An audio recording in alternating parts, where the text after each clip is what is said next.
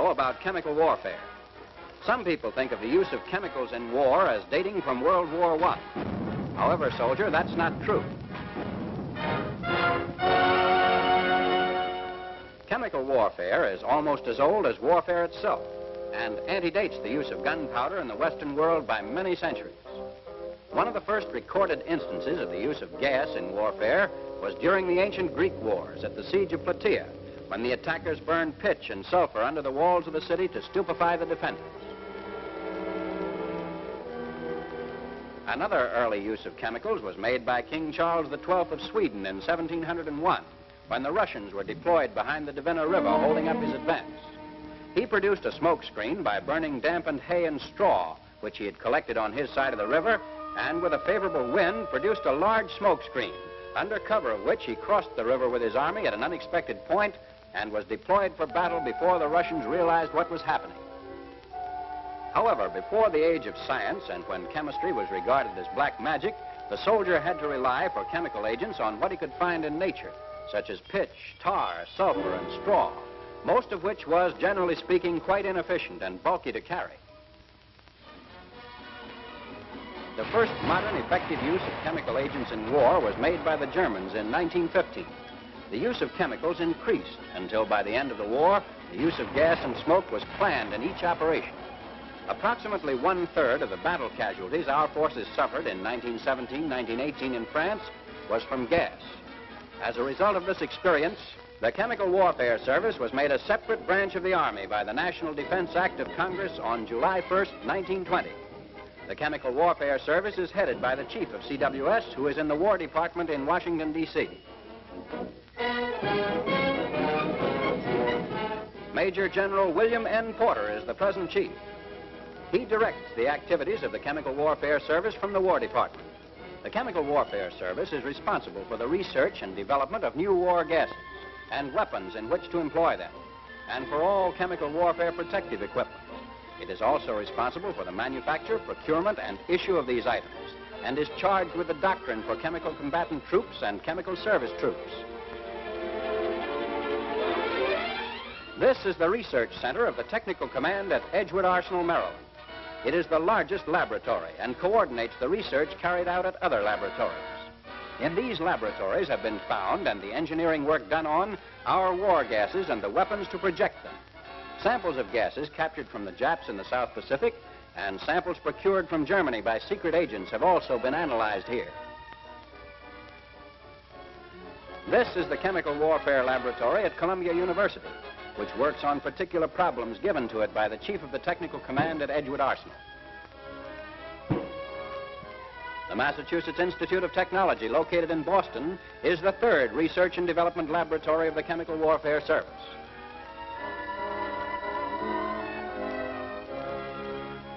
This is the manufacturing arsenal at Edgewood Arsenal, Maryland.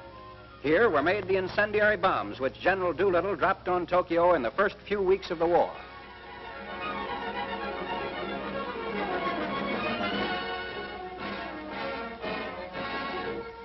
The Huntsville Chemical Warfare Arsenal is the largest we have, and probably the largest chemical warfare arsenal in the world. This is a new arsenal started at the beginning of the present emergency.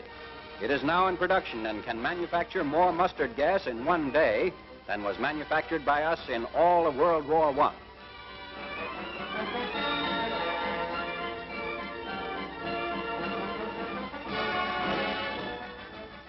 This is another new arsenal, the Pine Bluff Chemical Warfare Arsenal.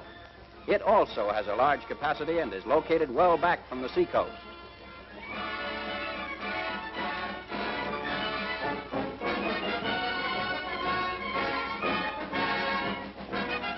Here on the outskirts of Denver, Colorado, is the newest of our arsenals, the Rocky Mountain Chemical Warfare Arsenal. It is located completely out of the range of any possible air threat. Here you see incendiary bombs being filled, which will probably be falling on Berlin by the time you see this picture. The items of equipment you have just seen being manufactured are stored in chemical warfare depots until they're needed for issue to troops. Out on the Great Salt Lake Desert of Utah is located the Deseret Chemical Warfare Depot, where great quantities of chemical agents are stored in bulk. You're looking at 70,000 drums of mustard gas, which is just a part of what we're holding for the day when the Japs or Germans want to start something. This is part of the Eastern Chemical Warfare Depot, located at Edgewood Arsenal, and more gas waiting for the Germans and Japs.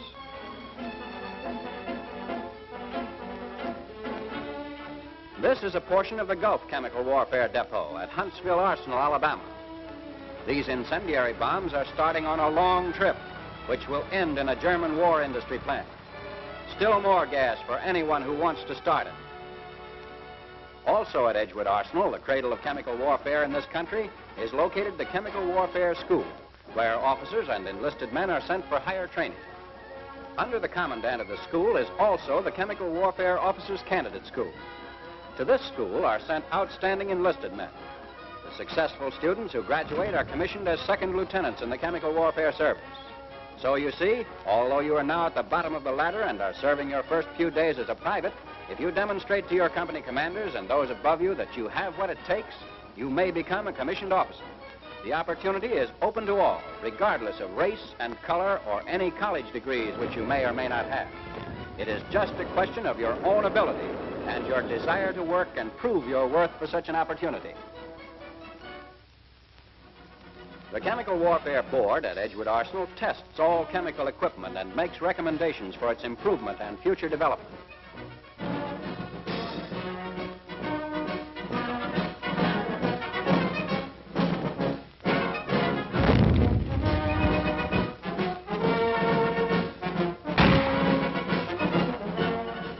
The Training Aids Division is also located at Edgewood Arsenal, Maryland. This section tests procedures and writes all War Department technical and training manuals on chemical warfare. They also supervise the making of film strips and assist in the preparation of training films. There are many battalions of combatant chemical troops. The mission of these troops is to fire smoke and high explosives and to be ready with their special weapons to fire gas for retaliation when the Axis starts chemical warfare. Chemical battalions fired the smoke screens which covered the landings in Sicily. The 2nd Chemical Battalion was commended in orders for its outstanding work throughout the Sicilian campaign. Chemical air operation companies are assigned to the air forces and operate on advanced air bases and the theaters of operation.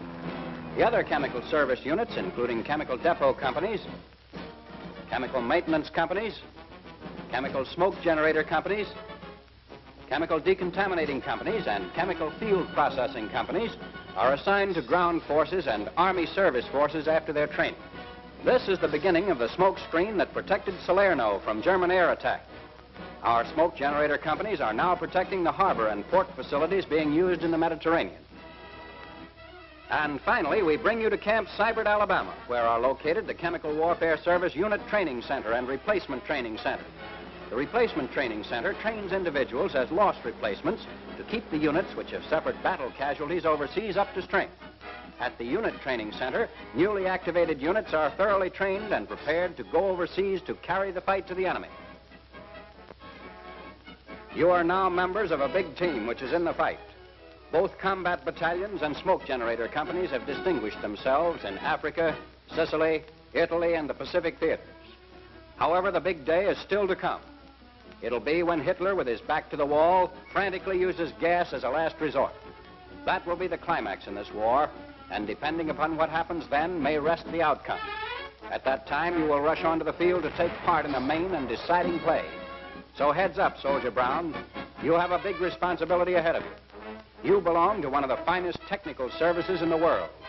When the gas warfare phase comes, it will produce tremendous casualties on the enemy, and at the same time prevent excessive casualties to our own troops. Good luck.